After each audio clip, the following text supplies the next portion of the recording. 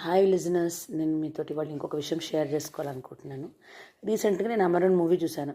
ఆ మూవీలో ఏంటంటే ముకుంద్ వరదరాజన్ అనే అతను మేజర్, ఆయన ఒక ఆపరేషన్లో చచ్చిపోతాడనమాట. అతను డెడ్ బాడీ వాళ్ళ ఇంటికి తీసుకొస్తారు. తీసుకొచ్చినప్పుడు ఈ ఇందూ రబేకా అనే ఆవిడ, అంటే అతని వైఫ్, వాళ్ళ పాపతోటి అతనికి బాయ్ చెప్పిస్తుంది. అంటే ఇంకా డెత్ ఒక లాస్ట్ రిచువల్స్ అవుతూ ఉంటే వాళ్ళ నాన్నకి బాయ్ చెప్పమని చెప్తుంది.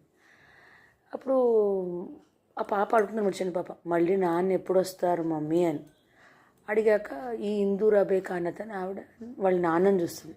వాళ్ళ నాన్న ఒక చూపు చూస్తాడన్నమాట, ఒక లుక్ ఇస్తాడు. ఏంటంటే, అందుకే చెప్పానమ్మా నేను నిన్ను ఈ మిలిటరీ అతన్ని చేసుకోవద్దు అని, కానీ నువ్వు నా మాట వినలేదు, నువ్వు ఇతను చేసేసుకున్నావు, అయిపోయింది అని ఒక ఒక లుక్ ఇస్తారు. అంటే నేను ఇక్కడ ఏం చెప్తున్నానంటే, ఒక మిలిటరీ అతన్ని చేసుకోవాలంటే చాలా చాలా కరేజ్ ఉండాలి, బ్రేవ్ ఉండాలి, డేరింగ్ అండ్ డాషింగ్ ఉండాలి. ఏ సిచ్యువేషన్లో అయినా మనం ఎలా అయినా నిలబడగలము అనేది.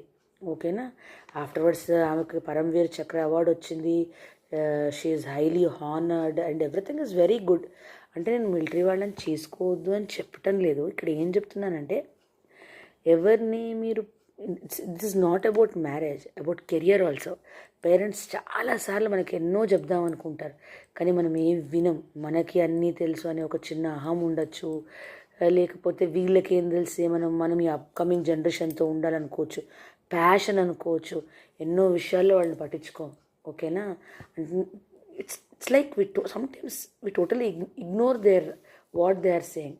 It's my humble request that whenever you do a work, when your parent stops, try to listen to them, then proceed to the next step. If you have already మీరు step వేసేసారు అంటే అందులో ఎలా ఎక్సెల్ అవ్వాలో ఆలోచించుకోండి. Thank you listeners for listening.